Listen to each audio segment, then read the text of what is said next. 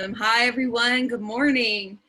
I'm Beth Lewis here with Save Our Schools Arizona. I'm a local teacher and one of the co-founders of our grassroots group all around the state committed to community engagement and voter outreach around the importance of public education here in Arizona. And I am so excited to be here today with Jitu Brown. Jitu and I met that was about 2 years ago in Indianapolis, and he is an amazing person and organizer. And Jitu, I'll let you introduce yourself. Okay. Well, Beth, it's good to see you again, and I'm honored that you all were asking me to present to your powerful network. My name is Jitu Brown. I'm from Chicago, Illinois. I'm sitting on my back porch, which transformed to my COVID office. So I'm from the South Side of Chicago. I've been a community organizer most of my adult life. Since I've been 25, I'm 54. And I, for many years, was the education organizer at Chicago's oldest Black-led grassroots organizing group, which is called the Kenwood Oakland Community Organization. I always call myself a proud son of COCO. That's our acronym. Today, really since 2012, I've served as the national director of the Journey for Justice Alliance. We are an alliance of grassroots, community-based organizations in over 36 cities around the country and growing. We started with 12 cities. We are committed to using community organizing to win equity in public education. Our biggest issue is that we understand that the problem in public education is not bad teachers, it's not disinterested inner city children, it's not disengaged parents. The biggest issue in public education in the United States and in many places around the world is the lack of equity for Black, brown, and indigenous children. And that we cannot take our eye off the prize. We cannot allow systems that are generally organized to oppress our communities to define what our issues are, to shape the lens in which we see the education world and the greater world around us. We're in a really critical time right now with the emergence of COVID. Just as healthcare disparities have been exposed, these disparities that are centuries old have been exposed during COVID. To give you an example, Black people in the city of Chicago, roughly 31% of the population, and for many months, it was 70% of the COVID deaths. In places like St. Louis, Missouri, everyone that has passed from COVID have been Black people. And why? Because our folks go to the hospital, they're not believed. The hospitals that are in our communities are often starved and don't have the resources to meet the needs of the communities that they serve. And by the same token, our schools are often underfunded. And even when they do have funding, because of the lens in which our children are seen, our children are often criminalized. Our children don't have culturally relevant and responsive curriculum. Even if the colonial education flies in the face of the children's right to dignity, as happened in Arizona with the efforts at getting ethnic studies. Those that are in decision-making authority only see the world through their lens. And so they try to force us to choke down the miseducation that's often fed to our communities. What we see at this moment during COVID and after the lynching of George Floyd, there was a moment that happened in this country that I think is a terrible moment, but it's also an inspiring moment. Everyone, because we couldn't go outside, we couldn't go to work, we were forced to sit there and watch this man delight as he snatched the life from George Floyd. Information came out afterwards that these men worked together, that they were bouncers in the same place, and that this gentleman had issues with Black people, with Black men in particular. But when we watched this happen to George Floyd, it struck at all of our sense of humanity. And it made those of us that even were unknowing or unwilling to know, confront the realities of what America really is. There are a lot of great things about living in America. I'm sitting on the porch of my house. I was able to purchase a home with my wife.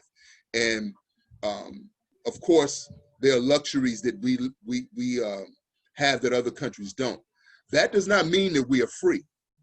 The question has to be, are we free, or are we just complacent slaves to an interest that doesn't serve any of our communities, whether you are low income, middle income, Black, indigenous, white, brown, that the intention of this system is to make all of us spokes in a wheel. And that wheel turns. We don't determine how that wheel turns. But what's happening is that people are saying, no, we want to drive our own car. Like, if we pay taxes, we have a right to be treated with dignity and respect. What are you doing with all the money that you take from us every day? What are you doing when we kiss our babies and we send them to school with the expectation that those schools will provide for our children the opportunity to stand on our shoulders? Why is that not happening? And so what parents and community members and educators are starting to say now is that, do you think we actually trust the same system that's telling people to ingest bleach to deal with COVID, that's telling people that masks don't work, and Herman Cain just died, and we saw him at an indoor rally for President Trump? Do we actually believe that these people are fit to determine whether how, in what state our children should return to school, what conditions our children should return to school? So we say the only way that schools are going to open equity, if we're taking a real, honest political analysis of the people that are in leadership and whether we matter to them or not, an honest assessment of that, then we have to come to this conclusion.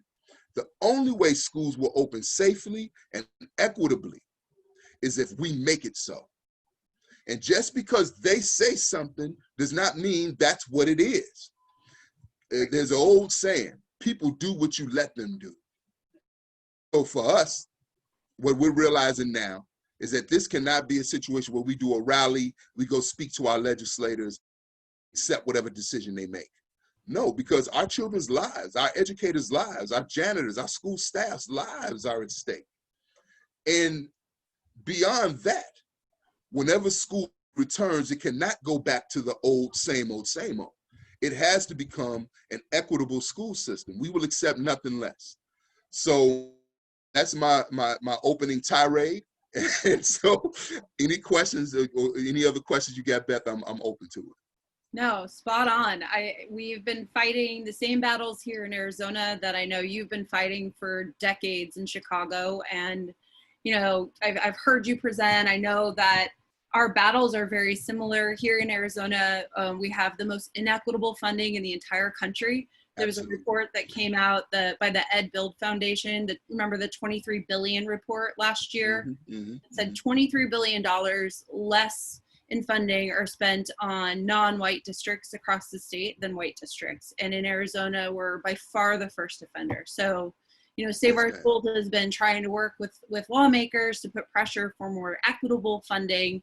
And we really have quite the reverse in Arizona. And every single year, there's a new privatization scheme, a new, you know, for-profit charter model, a new voucher scheme that funnels more and more money towards our white, affluent, suburban communities and less money towards the kids who need the most resources. And we're seeing it, you know, the opportunists are circling right now, trying to push that through because of the pandemic. And we're trying to say exactly what you said, no more of the inequity.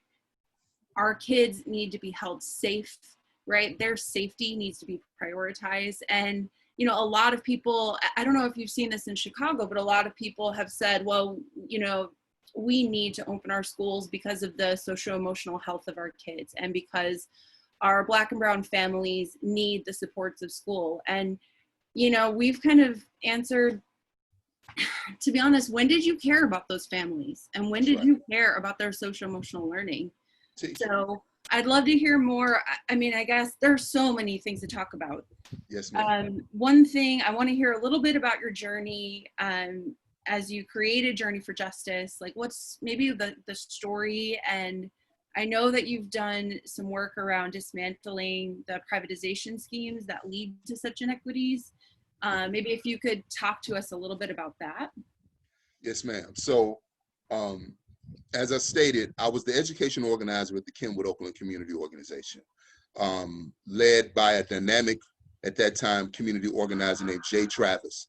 And she taught me a lot about, strategy and organizing. And so working with her, we had formed the first national coalition that I was a part of called SEPS, Communities for Excellent Public Schools.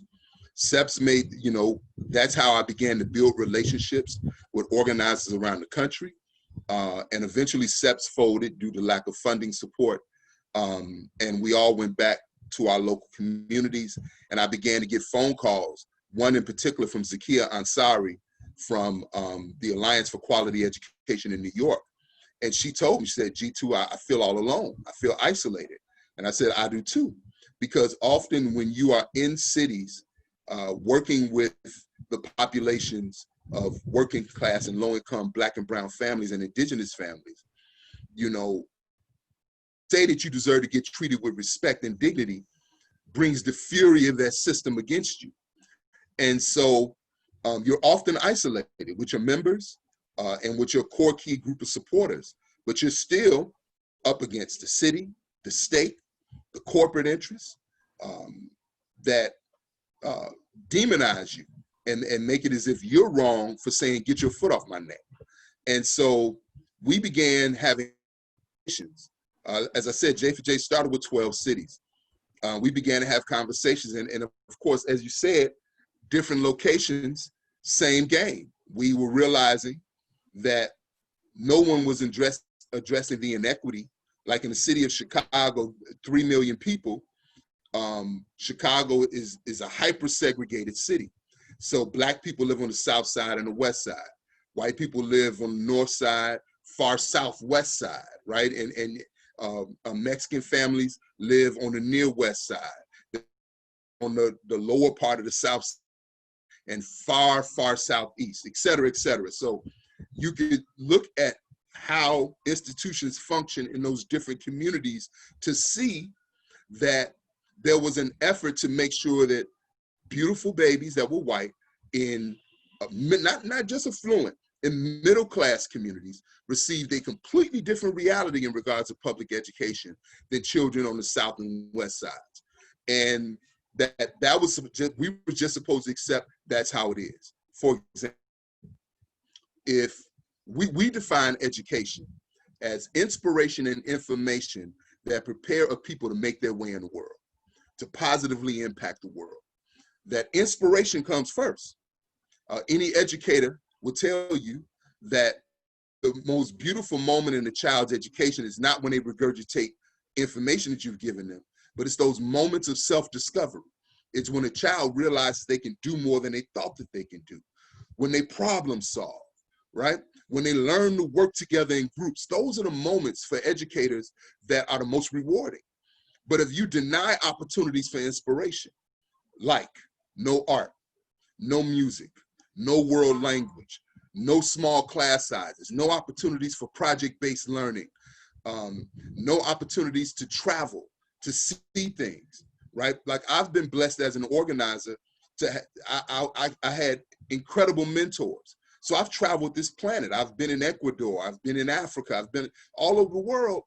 As a guy from Chicago, I've met people from Brazil that look just like me.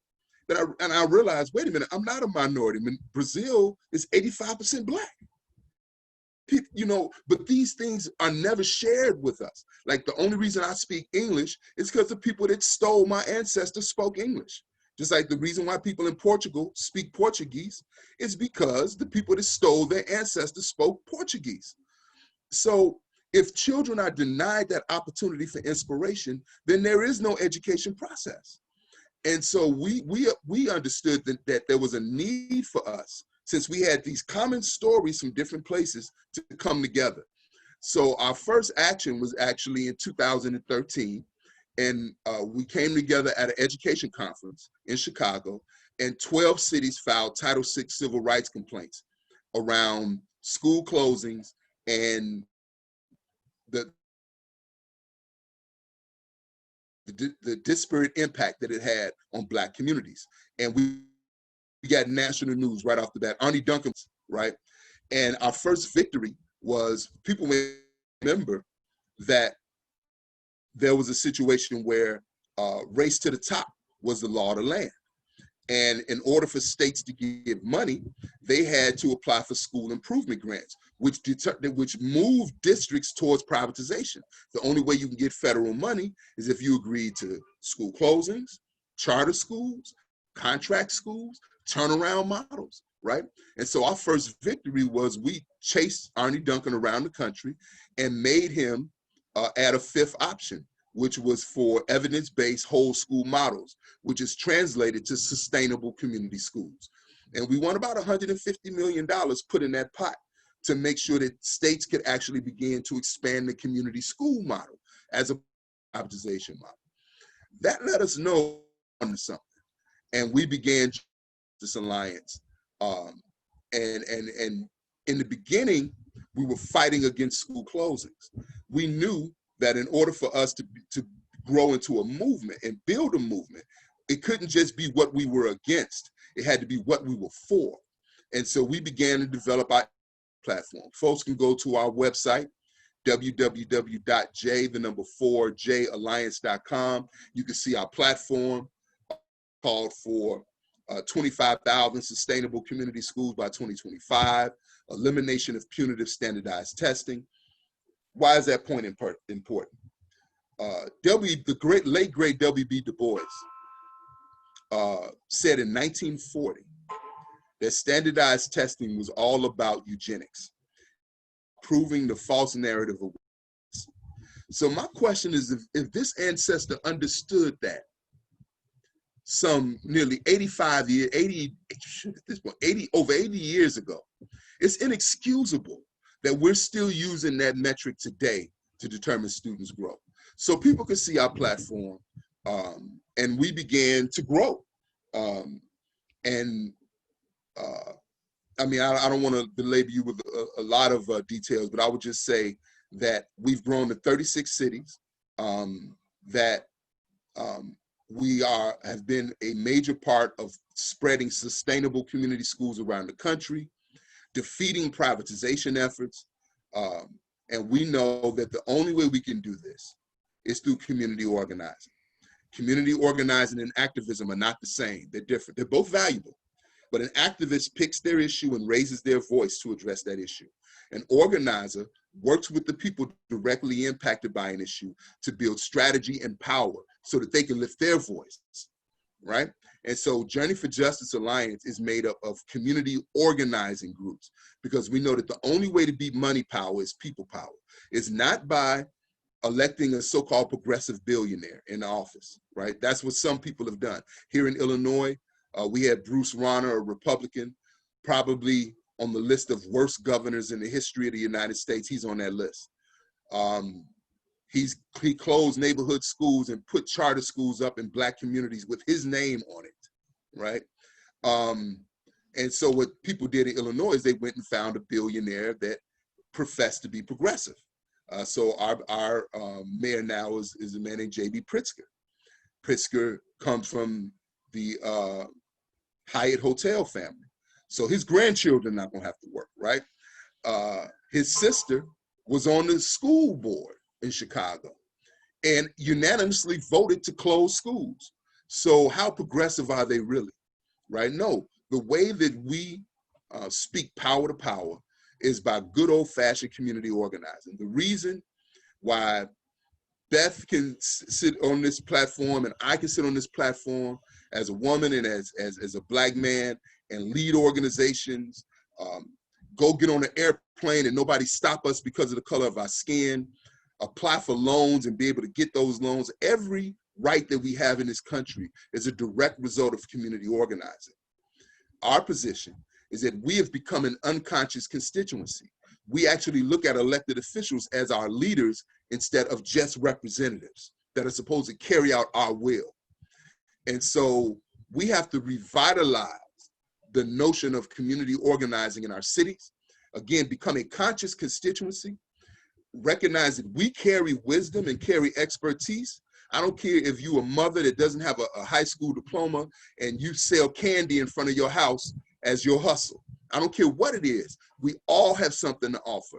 If you pay taxes, I don't care if you're paying a mortgage. I don't care if you're paying a car note. I don't care if you're buying a bag of potato chips. If you pay taxes, you have a right to demand a reasonable return on your investment, right? From the system that is supposed to represent you. So it is our job to make America better, not to settle for the scraps that corporate interests try to give us. So J for J, I'm proud to say that Elizabeth Warren would not have called for 25,000 sustainable community schools without J for J. That was our move. To move Bernie Sanders further to the left on education was an effort that J for J undertook. So our alliance is powerful. And I'm using the word alliance and not coalition for a reason. A coalition is often a temporary arrangement around a particular issue, right? So we want to get a stop sign put up. We want to get better food for this school or at schools, period. So people who come from different places agree on that issue. An alliance is a group of people that come together around a common set of values, beliefs that govern your behavior. And so we're very clear that we are not a coalition, we are an alliance. And what's happening now is that we enter through the lens of education, but we're starting to work with groups outside of education to be able, we're starting to work with groups outside of education to be able to say that our fight is for a quality of life agenda, because policing is an issue. Racism is like a virus that we are all afflicted with, and it infects every quality of life institution that's supposed to serve the public, whether it's education, whether it's housing, healthcare, food production and delivery systems, economic development, youth investment, the right of our seniors, whatever you look at, racism infects it, because it is the one issue that America has never confronted in an honest and determined way. So that's sort of how we got started, and also a little bit about sort of how we're starting to move forward. Thank you. It's so powerful to hear those stories, and I think it gives us all hope. I mean, we're all organizing in communities here in Arizona, but it's tough. I mean, to be perfectly honest, everything you've described, the corporate interests, the privatizers have really kind of torn apart at that concept of community schools in Arizona. Like they've taken root for 20 years. And so what we've got open enrollment, so people kind of pluck their kids all around and they're not going to their community school anymore. Then we've got all like this huge proliferation of for-profit charter schools that kind of have the same impact. Then we've got private school vouchers that grow and grow every single year. And so once you start to chip away at that notion of a community school, it's hard to bring everybody back. And you and I both know, like as organizers and as parents and people working in the community, like when there aren't all those options, you band together with your neighbors and you fight for better, right? That's and right. You say, you know what, we don't have to agree on everything, but we agree that our kids deserve an amazing school right here in our community. And like you said, they deserve band, they deserve art, they deserve everything that every other kid in the state has. And we've kind of walked away from that here in Arizona a bit. Yes, ma'am. And a lot of it is because, you know, Betsy DeVos, her group, American Federation for Children, and some other groups have spent hundreds of millions of dollars trying to, you know, put out all of these like fancy marketing, and people have really bought into this notion of school choice in Arizona, when we know that it's not that simple, right? There's a lot of discrimination. There's a lot of inequity around that. And it's really kind of the school's choice. And we don't have that sense of community schools here in a lot of places. And I guess I'd love some advice about how we can get back to that, and maybe just if you could talk about the importance of community schools from your perspective too. Yes, ma'am. So, no, I appreciate that question. So the first thing I want to say is that we're very clear that school choice is a scam, that there could be no choice without stability. And so if the school district throws a grenade in my neighborhood school, right? And the mother grabs her baby and runs, and then there's this shiny charter school, the floors are buffed and every child gets an iPad, right? That's not choice, right? The choice of a world-class school within safe walking distance of my home was taken from me, right? By the sabotage of my neighborhood school. So Arizona's, sister, is really no different than everywhere else. I tell people, I've met with people and they'll say, well, we're not in the streets like y'all are in Chicago. People don't want, I said, no. We are all conditioned to believe that we're conditioned to believe that we can't win. Everything we see teaches us we can't win. The responsibility of the organizer is to create those alternative environments where you come with a completely different narrative. So my experience with that was, because remember that I live in the city where Rahm Emanuel, a Democrat, closed 50 schools at one time with the stroke of a pen, right? And the violence in Chicago as a result. So I tell you what we did. I worked for, since I've been in this work, I've worked in a community called Bronzeville. Used to live in Bronzeville. Bronzeville is a historic Black community on the south side of Chicago, 10 minutes from downtown Chicago, right off the lakefront. So if you could say gentrify, you know what that means, right? Prime real estate. I sat on the local school council. Chicago has LSCs, local school councils, very powerful local decision-making bodies made up of 6 parents, 2 teachers, 2 community representatives, school staff, the principal, and at high school, the student. There's a student seat on a high school level. We elect local school councils. We hire the principal, give them a 4-year contract, and we can actually remove the principal. Very powerful body. Here's the sabotage.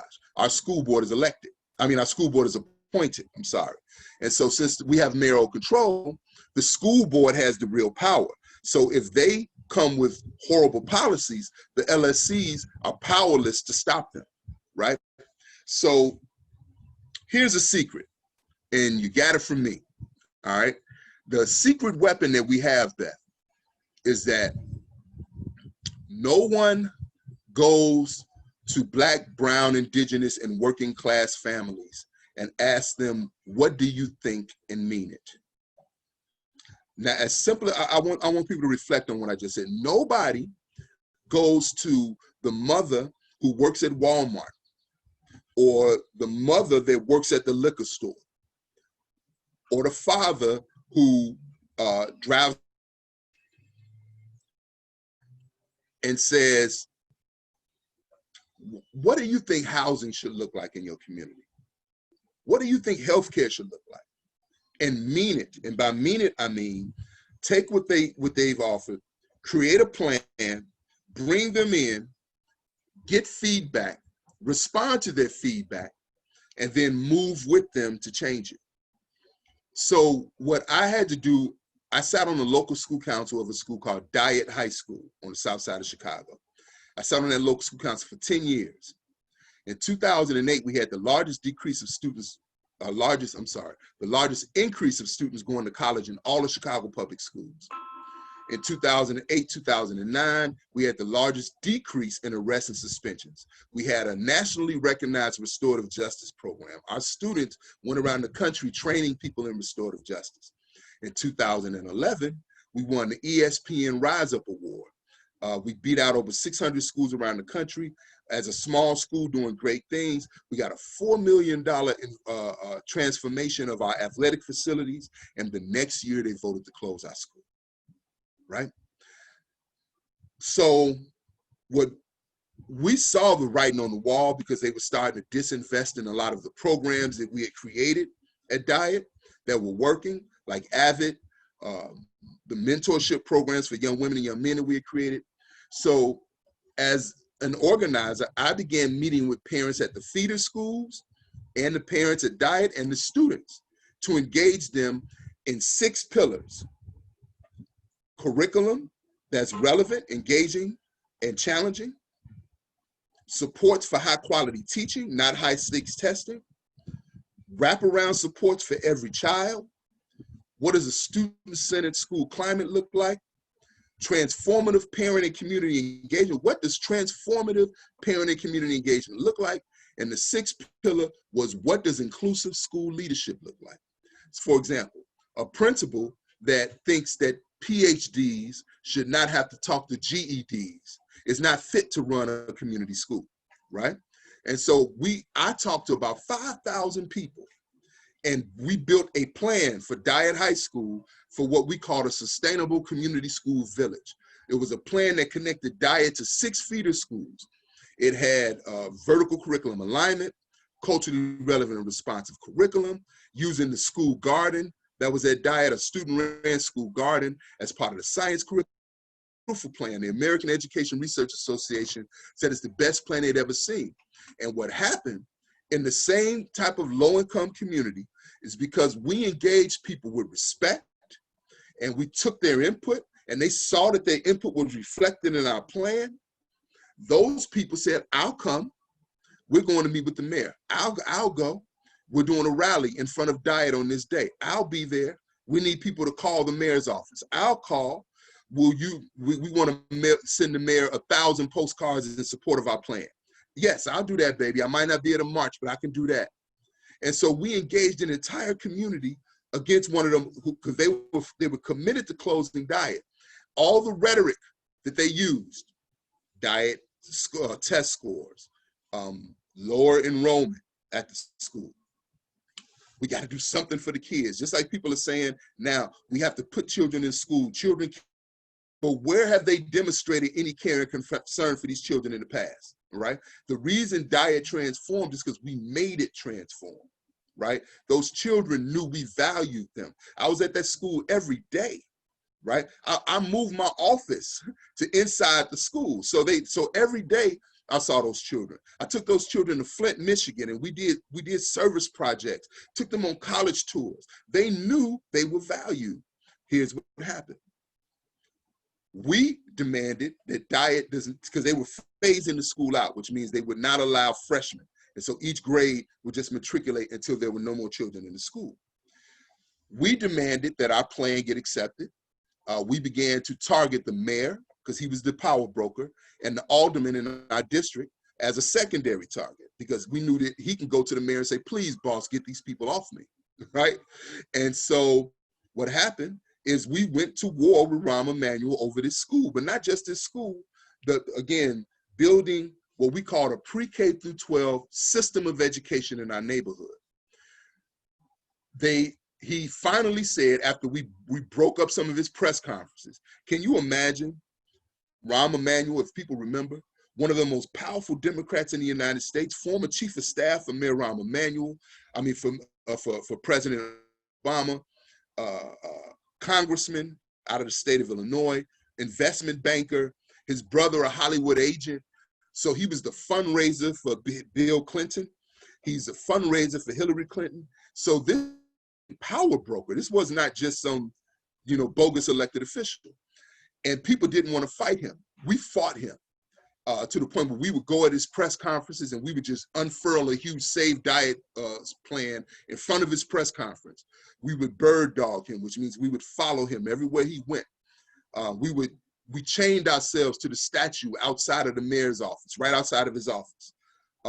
We did a 3-day sit-in at Chicago Public Schools. And what happened is we began to get publicity around our plan. And as people began to vet, well, are these people that just want to get a charter school and get paid? Nope. Is this plan any good? Oh, it's excellent. Are these actually the people directly impacted? These are mothers at the feeder schools. These are students. These are parents. These are people that live in the neighborhood. So as the plan got more respect and we got more visibility, the question began to be raised with parents all around the city of Chicago, white parents as well. Why do these people have to go through all of this and I don't? Why do they have to go to these lengths? But we had deep support because of how we engaged people. And then as we began to engage in government, whether it was the alderman, whether it was the mayor, kept slamming the door in our face, my members, our sense of outrage began to grow. As the sense of outrage began to grow, not my outrage, their outrage, they began to say they're willing to do more because they believed in the plan that they created. Their plan was created out of love. And so they knew that this was in the best interest of their children. So what ended up happening is as we escalated, we began to talk about the idea of a hunger strike. Now, if folks can't see me, I'm 6'3", about 320 pounds. I like to eat, right? So the notion of a hunger strike demonstrated the commitment that people had to this notion of equitable education. So what happened is that Rahm Emanuel came up with, the Chicago Public Schools came up with a process. They invited other people to bring proposals. We packed town hall meetings. It was clear that our proposal was far superior. Then they reneged on their own process. Now, we had begun planning 6 months before that we might have to go this route. So we talked to people that had done hunger strikes in the past. They mentored us so that we understood what we were walking into. So on August, after they reneged, on August 17th, 2015, we launched the hunger strike to save Diet High School. We stayed on that hunger strike for 34 days. I want to announce to your listeners that on September 24th, we won. Diet was voted to be reopened as an open enrollment neighborhood school, as a sustainable community school, and most of the things that we demanded in the curriculum are in place today, with $16 million in new investments. In a city as segregated and politically cutthroat as Chicago, that was a monumental victory for education justice. And so what we did after that is we took those hunger strikers and they began to speak all over the country. And the notion of sustainable community schools began to spread. Newark, New Jersey, Oakland, California, New York City, Cincinnati, Ohio, other places around the country began to dive into this model that was evidence-based. Dr. Linda Darling-Hammond did a study on it, on our model, and said that this model is working. It is outpacing, it's outpacing charter schools and traditional public schools as an evidence-based model of school improvement. If it was not for the fight for Diet High School, there would have been no proposal to take to Elizabeth Warren. And she would not have accepted 25,000 sustainable community schools on her education platform.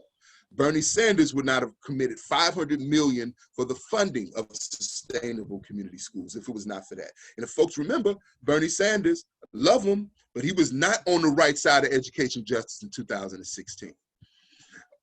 So what I'm sharing with you is the way to combat those forces is you have to get with the people, not getting with the people, telling them what their agenda is, but asking them. So when I met with parents, of course, the average mother is not versed on what wraparound supports for every child looks like. So I had to go to them and I had to say, you know, Miss Jones, if you could dream, what would you want for your baby? And because a lot of the response I got, and you're going to get it too, and you probably have, is those people aren't going to let us do anything. They're going to do what they're going to do anyway. That's code for I don't believe. That's all that means. Because there's been no examples of me winning. So what are you talking about? So when I did that, I asked those questions. As they talked, my understanding of the 6 pillars of sustainable community schools, I started in those different categories. We flushed it out together. Parents were giving me brilliant ideas, like making the student garden part of the science curriculum, coming up with a parent-led social activities committee for young. They were tired of young people going to the same field trips every year. Like entrepreneurship taught 4th through 8th grade in Black communities, to reinvigorate those Black economic corridors that we used to have in the 50s, 60s, and 70s that have disappeared now. And in most Black communities, we own very little of it, right? So that wisdom came from the people. So What happened is that because they were heard, they were willing to fight. People will fight for what they helped to build. We don't want buy-in. The work is to get input, to allow people's lived experience to shape what we develop. And so the fight for Dyett High School was a microcosm of what should happen around the country, because in Chicago, white mothers from Lincoln Park and from all over the city, they were confronted with the reality of looking at a woman their age sitting on the floor in City Hall being picked up by police because all she wanted was an equitable education for a baby. So those women in their, singing their praises, they were honest about what they were seeing. They were honest. And then they got on the battlefield with us. So something happened during a hunger strike I want to share with you all.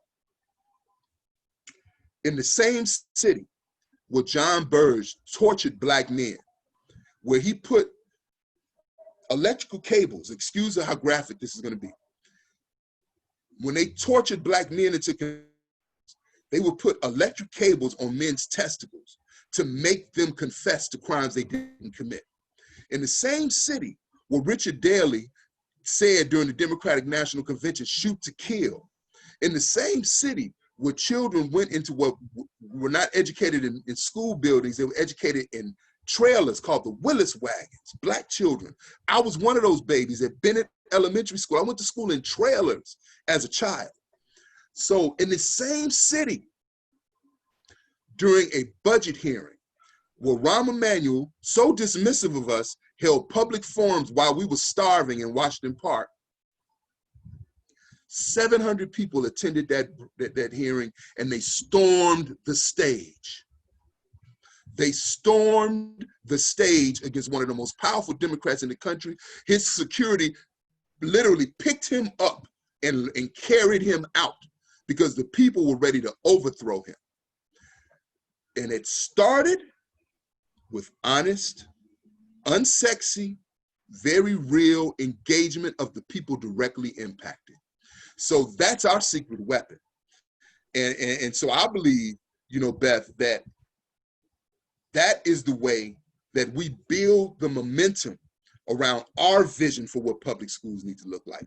There's movement in Chicago now calling for Chicago to become a sustainable community school district. Chicago is as racist as any city. As I said in the beginning, 30% of the population, 70% of the COVID deaths. And just yesterday, in the middle of this, they announced that one of Chicago's oldest hospitals, Mercy Hospital, where I was born, right on the edge of Bronzeville, is closing. How can you close a hospital when COVID has shown you the disparities? So in the memory of all those people who lost their lives, the government should be making an all-out commitment to fund Black hospitals to make sure they can meet the needs of their constituents, but they're not. So what I'm saying to you all is that racism is everywhere, but organizing can reach anyone. Not activism, organizing can reach anyone.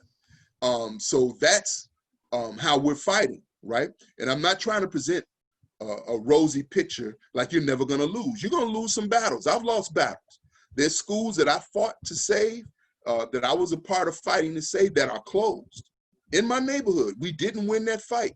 You're not gonna win every fight, but you will ultimately win if you organize and recognize that this cannot be in a state of emergency. For America to change, we have to build organizing as a culture. In some societies, when they were fighting colonial forces, they called it warrior culture. Everybody's a warrior. Women, men, children. Being a warrior is not about your ethnicity. It's not about your gender. It's about your spirit. It's about what moves you, right? One of the greatest community organizers I ever met was Jay Travis. If you saw her, looks like she can model in any magazine, right? But she's a warrior. She walks with drums beating in her spirit. And so I learned that as a man from her, because I had to watch her and realize this woman's serious. And she's brilliant. And so from that, I grew as an organizer from that lesson. So we have to understand this is not about rising up in crisis. This is about recognizing that we have not, that as a public, let me say this, as a public, we have accepted being an unconscious constituency, and we see where that's gotten us. So we have to change in order to change this system. Yes, ma'am. Oh, I completely agree. And I think, you know, this has been a little bit of a dose of Saturday morning inspiration for me, for sure. I think here in Arizona, I'll speak for teachers and parents. I think we're feeling pretty abandoned by our elected officials. We've had a lot of struggles, and you know, I think we're starting to realize that at the city level, at the school board level, at the state level, local lawmakers, our governor, like nobody cares about the people, and it can be really frustrating. But yes, ma'am. Talking to you, I mean, I think I've seen the power of community organizing here. I've seen the power of parents standing up and saying, not our kids. And, you know, I think we have so much more work to do here in Arizona and in every community, and getting the right voices to be heard, right? Not just the same voices over and over, and elevating those powerful stories and doing all of the work that you described is just, I mean, it's incredibly inspiring. And I got to hold out hope. You know, I believe in our public schools, as I know you do. I believe that they can improve. We try not to sugarcoat things and say that our public schools are perfect. We know that we have a long way to go, but they are, you know, they're also the fabric of our communities, and they're worth fighting for. And yes, ma'am. And I would say this to you, Beth, that you're not alone. SOS Arizona is not alone. I want to recommend that we begin conversations about you all joining the J4J family, because hopelessness, I think hopelessness festers in isolation, right? When you feel like you're by yourself. And but if we share a common love for children and a common love for humanity, then we have to realize that we have all been trained to see the world through our oppressor's lens. We have to be, again, I'm gonna go back to George Floyd. There are many people before George Floyd who thought that Black people were just complaining, that believed a lot of the stereotypes that Black people don't want to work. Even though we helped build this country, we've shown more grace to evil than anybody other than Native Americans, right? And shoot, I'm the son of a steel worker. My father used to come home, God bless his soul, Milton Brown. My father used to come home with burns on his arms because he was a machinist at Wisconsin Steel and had a 9th grade education. And I saw when the steel industry collapsed, my father changed oil. He worked at a gas station. He fixed people's cars. He did, and I used to go with him as an 11 or 12 year old. I would see how tired my father was. Working hard has nothing to do with your race, right? We have to understand that those that oppressed us have always stood on the necks of those who they exploit. So you know, if you're talking about the building of this country, and you're talking about what was done to Mexican families in Texas, or you're talking about what was done to Chinese families in California, building America's railroads, to Black families on the West Coast, and then when they wanted to bring in white immigrants, they used even organized labor. They used labor, political leaders, police would beat and kill us to remove us from those jobs to make way for working class white people. That's America's history, and it's the truth, right? So we have nothing to be ashamed of. We have nothing to lower our heads for. We have to demand a different world. And if 12 low-income mothers can beat one of the most powerful Democrats in the country and his corporate forces, if we could do that, we could do anything. Those examples are supposed to give us examples of what's possible, right? Not to dismiss it as an outlier. No, these are things that can happen. This world can change. This world can change. You're looking right now at policing being forced to change. Now, the establishment has circled the wagons because they feel the threat. So they circled the wagons, and they're fighting, and they're fighting back. But there's an old saying: first they ignore you, then they laugh at you, then they fight you, then you win, right? And so victory is upon us. We have to do something else. On August 3rd, we're having a National Day of Action, and we're calling this Equity or Else. Equity or else. We are not going to continue to invest in systems that oppress our communities. We're not going to continue to allow people to get bloated off our misery. Again, if we pay taxes, we have a right to a reasonable investment. So in 36 cities around the country, we're hitting the streets. And we're calling for the safe and equitable return to public schools. I don't know if you all can show the letter. We've penned an open letter to Donald Trump, and that is being mailed to Donald Trump, Joe Biden, and every member of Congress on Monday. We're saying if these demands are not met, keep our children at home. Educators, if these demands are not met, don't go to work.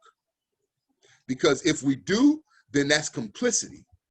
We are complicit with a plan that we know that does not value our young people. How often do you hear these people lament over the 150,000 people that have died?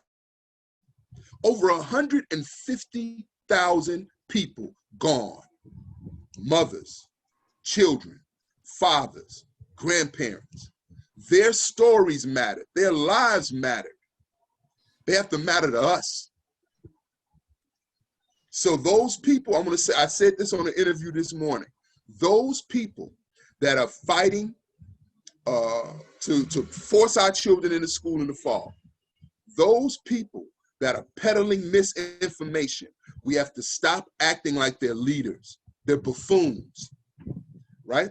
I'm wondering, when will the president, or when will the media at a press briefing just stand up together, tell him to shut the F up, turn around, and walk out? Why do we keep treating this man as if he's our leader? He's not. Why do we keep treating these people that are going to rallies with no mask and popping up with COVID? People that are telling you to ingest bleach. Why are we treating them as if they're competent? They're not. And until we have the courage to say that we're the people we've been waiting for, we are the leaders we've been waiting for, and we begin to work together. So that's what we're saying on August 3rd, equity or else, over 36 cities around the country, and there'll be follow-up actions after that. And we're also beginning to go at corporations and insurance companies and banks that have profited off the misery of Black. Do you know that Bank of America, Wells Fargo, and Chase Bank used to give loans to slave owners that used their slaves as collateral? And there's never been any accountability. So they got bloated off the destruction of the lives of my ancestors. Do you know that AIG Insurance used to take insurance, and other insurance companies to take insurance policies out on slaves, on people in captivity? When they took those insurance policies out, the average expectancy on the slave plantation was 7 years. So after they worked my ancestors to death, they just filed a claim and no accountability. Those days are over. Those days are over. And we say that for Native American communities, where they've taken everything, they've murdered over 100 million people, and crying about changing the name of a baseball team, where people in Standing Rock said, we just want a place where we can respect our ancestral burial ground, and they drilled anyway. They took everything from these sisters and brothers. When will that stop being acceptable to us? Because to me, it's not acceptable. And these people don't speak for me. And they don't speak for your folk either. And so that's the moment we in, sisters and brothers. That's the moment we in. Listen, Well, they can always talk. I'm going to say this. They can always target a Cesar Chavez. They can always target a Dolores Huerta. They can always target a Malcolm X. They can always target a Fannie Lou Hamer. But they can't target 1,000 of them. They can't target 1,000,000 of them. Those men and women were simply an example of what we can be if we're serious. They're no better than any of us. They were flawed as we all are. But at the end of the day, we must stop being sheep and we must roar like the lions that we really are. And that's what time it is. Yes, ma'am. That is what time it is. And I think Arizona's ready to join you. I think, I know that our tech support put all of the links into the Facebook Live, so we can make sure to get people to sign on to those letters to Trump and Biden and local officials. We're glad to join you in that fight. We've been working really hard organizing to push back to delay the start of school and to ensure a healthy, safe, equitable return back to school. And those efforts have been largely successful. You know, our governor punted to local school districts, and so we've worked with districts all around the state and have just tried to apply that pressure. But like, I think everything you've said, we just shouldn't have to fight this hard. So we're so grateful for your time, your words of inspiration, your fight. I think everybody who's listening to this conversation is probably much more geared up for the fight ahead. So thank you. I hope we get to see each other at the Network for Public Education whenever we can reschedule for that. I can't wait to give you a big hug and thank you for all your work. So Likewise. We appreciate you.